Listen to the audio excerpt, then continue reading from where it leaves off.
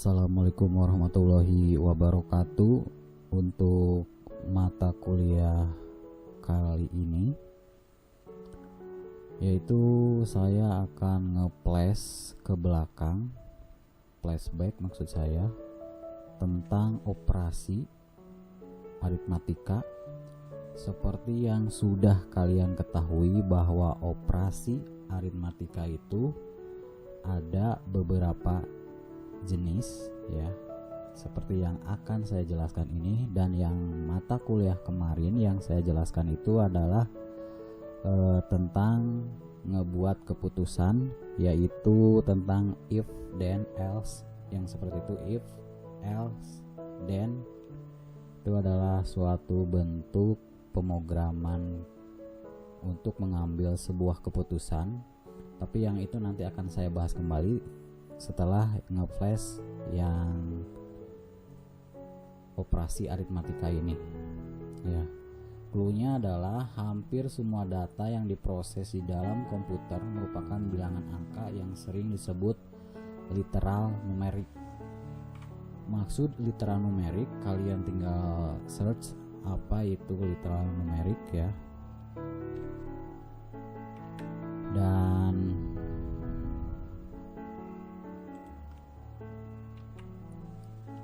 di operasi aritmatika itu pada pb.net, entah di yang lainnya juga. Kalau kalian install pb.net interface atau pemrograman Visual Studio, kan di dalamnya sudah terinclude C++, C Crash ya di dalamnya. Jadi sebenarnya sudah, kalau kalian installnya ini full pb.net-nya, mau C bahasa C-nya ada, bahasa C Crash-nya ada, C++-nya ada, dan pb-nya juga ada. Sebenarnya ini komplit banget tentang bahasa pemrograman ini. Dan saya kembali lagi ke PowerPoint ini. Untuk operasi aritmatika pada pb.net ini, seperti yang kalian lihat di contoh di gambaran notasinya. Kalau kita di matematik, kalau contohnya A dikali B, kan kita melihatnya ada A di cakra dikali B. Kalau di notasi Visual Basic kan A bintang B ya. Dan ini di bawahnya adalah operatornya. Yang saya sebutkan itu bintang adalah operatornya, dan sebelah pinggirnya adalah fungsi. Fungsi dari tanda plus adalah untuk menambahkan nilai, fungsi dari tanda min adalah mengurangi nilai, fungsi dari bintang adalah untuk mengalihkan nilai, fungsi untuk splash membagi nilai, mode sisa pembagian, dan seperti alis itu perpangkatan ya. Dan studi kasusnya adalah kita itu akan ngebuat sebuah project baru di pb.net, yaitu ngebuat tentang penjumlahan ya. Saya akan berikan contoh bagaimana cara ngebuat penjumlahan secara sederhana. Sebenarnya itu banyak sekali caranya ya, banyak sekali caranya untuk masalah penjumlahan, pembagian, pengurangan itu sebenarnya gampang. Tinggal kalau kalian sudah menguasai PB itu tinggal listing yang kita buat di atas bisa di copy pastekan, itu lebih cepat ngebuatnya. Oke, kita mulai kan di sini. Saya akan menyiapkan 3 label ya. Ada label pertama, label kedua, label ketiga. Yang propertiesnya di teks, ingat propertiesnya di teks itu ada nilai 1, nilai kedua, dan hasil. Dan ketiganya adalah satu buah bottom. Tujuannya ini untuk mengeksekusi ketika nilai 1 diisi, nilai 2 diisi, dan nanti diklik dijumlahkan akan mengetahui nilainya berapa ya. Dan keempat itu 3 textbook, dan kelima itu tampilan silahkan sesuai selera kalian. Oke, kita akan mulai dengan PB nya ya. Kita mulai dari label. Kita berikan labelnya ada 3 ya, seperti yang tadi. Labelnya ada 3 ya. Label pertama yang ini kita ganti dengan tulisan nilai 1,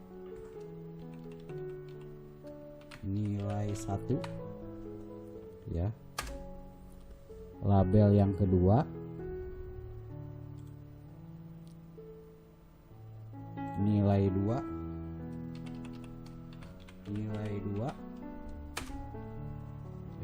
salah, nilai 2 ya, nilai 2. Dan label yang ketiga ya, untuk label yang ketiga itu adalah hasil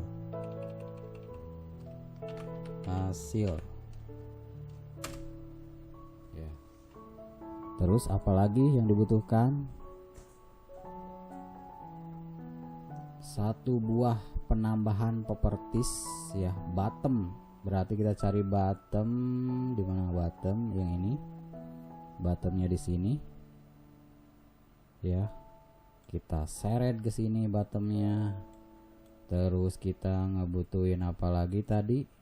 Textbook. Ya, textbook harus 3. Kita seret lagi textbooknya ke sini. Kita seret lagi textbooknya ke sini. Kita seret lagi textbooknya ke sini. Textbook pertama ya, tidak usah diisi ya, ini udah kayak gini ya. Kita rapihkan saja ya, ini kita rapihkan aja. Ups,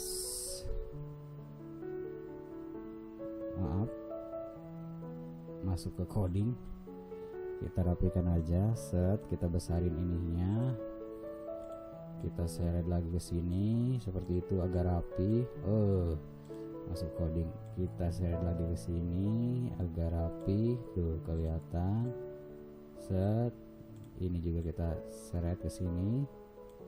Nah, yang bottom ini kita rubah dengan apa di sini? Di sini jumlahkan. Nah, di sini kita tuliskan jumlahkan.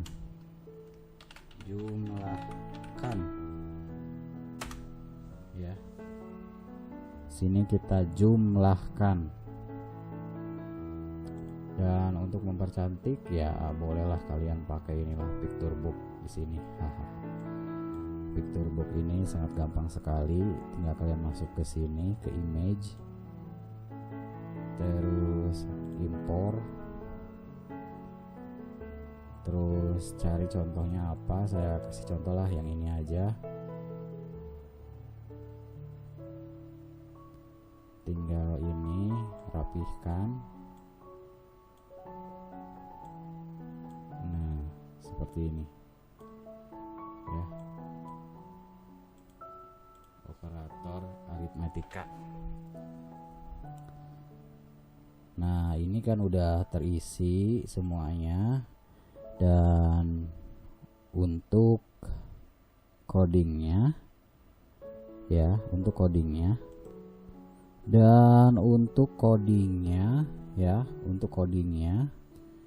caranya yaitu yang di sini di kolom jumlahkan ya, di kolom jumlahkan yang ini kalian klik 2 kali. Nah, di sini ya, dijumlahkan sini. Kalian tuliskan dim itu untuk menjumlahkan, dim ya, nilai 1 koma nilai 2, koma nilai 3, koma hasil, bukan, maksudnya nilai 3 ini adalah hasil koma hasil as, ya, as yang ini, as integer,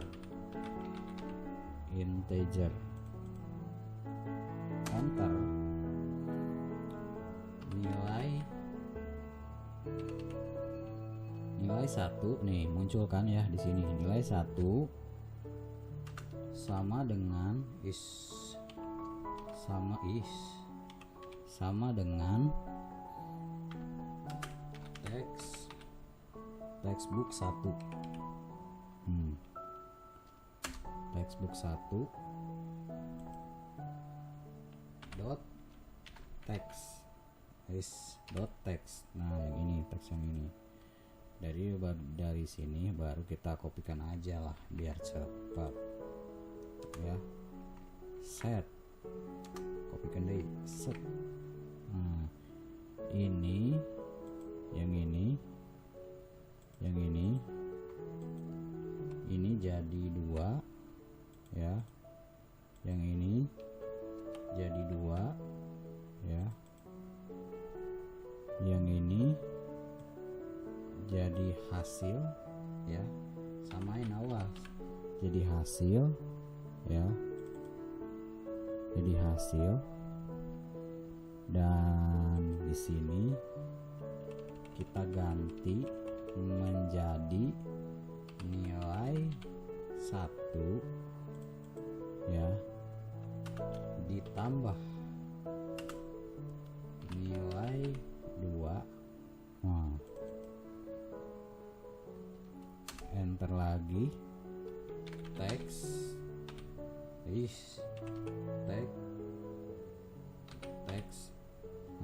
textbook,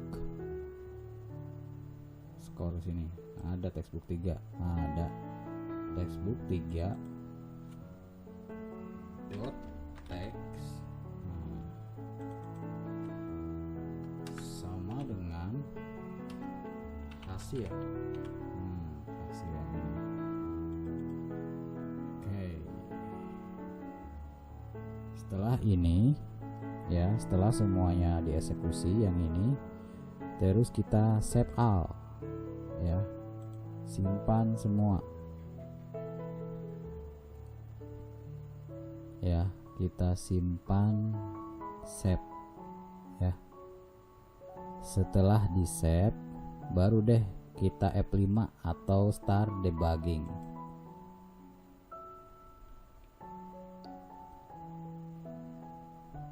Wait, cukup lama, maklum, laptopnya laptop jadul. Kita isi ya, ini isi 2, ini isi 4 contohnya, jumlahkan. Nah, jadi hasilnya 6. Ketika kita isi 10, kita isi 30, kita jumlahkan, hasilnya 40. Seperti itu para mahasiswa, ya. Semoga ini bermanfaat. Pak, kenapa teorinya yang mudah banget sih? Pak, kenapa teorinya mudah banget sih? Bukan masalah mudah atau enggaknya. Saya inginkan kalian itu memahami bahasa pemrogramannya itu dari pondasinya dulu. Ketika kalian siap ke bahasa pemrograman yang lain dan kalian sudah menguasainya, jadi kalian gak usah berpikir keras gitu. Jadi udah terbiasa dengan bahasa pemrograman. Seperti dari hasil jejak pendapat dari hasil kuis atau pertanyaan yang kemarin di UTS, bahwa ada yang mendukung menggunakan Visual Basic, ada yang mendukung menggunakan pemrograman Android, alasannya yang mendukung Visual Basic karena laptopnya kurang speknya, tapi ada yang mendukung Android walaupun spek laptopnya kurang. Asalkan ada teori pembelajarannya, mungkin bisa dijadikan referensi nantinya. Oke, semuanya akan saya fasilitasi dan saya akan jelaskan setelah teori PB ini sudah selesai, baru kita naik ke teori Android ya. Oke mahasiswa, mudah dipahami. Dan yang ini yang tadi sudah saya inputkan codingnya, dan saya akan share di sini codingnya seperti apa. Sebenarnya pemrograman visual itu, terutama VB, itu pemrograman yang tidak rumit, gampang sekali dan seru asalkan kita memahami algoritmanya dengan benar dan kunci-kuncinya dengan benar. Dan pemrograman visual, khususnya Visual Basic ini, yang sekarang mungkin sudah support dengan Android. Apalagi yang ini yang saya pakai itu versi 2010, yang dimana di dalamnya sudah terinclude bahasa pemrograman C, baik C++, C Crash, C biasa, dan bahasa pemrograman lainnya, database-nya semuanya sudah ada di dalamnya ya, kecuali bahasa pemrograman Python mungkin belum ada ya. Dan Visual Basic ini memang besutan dari Microsoft ya. Dan ini yang kalian lihat adalah bahasa codingnya, dan yang ini adalah hasil yang tadi dari eksekusi running, yaitu F5 debugging. Ketika kita memasukkan nilai pertama dengan angka 10, nilai kedua dengan angka 30, dan secara otomatis hasilnya menjadi 40 ya. Dan studi kasusnya adalah buatlah perhitungan dengan fungsi operator di bawah ini. Yang tadi sudah saya jelaskan adalah tentang operatornya, yaitu menambahkan nilai. Silakan kalian buat untuk menguranginya, mengalihkannya, membaginya, sisanya, dan perpangkatannya ya. Kalian buatkan, nanti kirimkan tugasnya di Google Classroom ya. Sekali lagi saya tekankan, materi dari saya itu yang benar, mahasiswa yang benar-benar memahami tentang algoritma VB.NET. Mungkin ini materinya dasar banget, tapi kenapa saya berikan yang dasar dulu? Agar pondasi algoritma kalian itu lebih berjalan kembali, lebih berfungsi kembali, dan mereview kembali, sehingga kalau nanti masuk ke ranah database-nya kalian gak keder nantinya. Jadi saya kasih dulu tentang dasar-dasarnya di PB itu ada apa aja gitu ya. Dan nanti studi kasusnya akan semakin kesini akan semakin berat nanti studi kasusnya. Mudah-mudahan kalian bisa memahami ya. Silahkan studi kasus ini bisa dicoba oleh kalian. Assalamualaikum warahmatullahi wabarakatuh.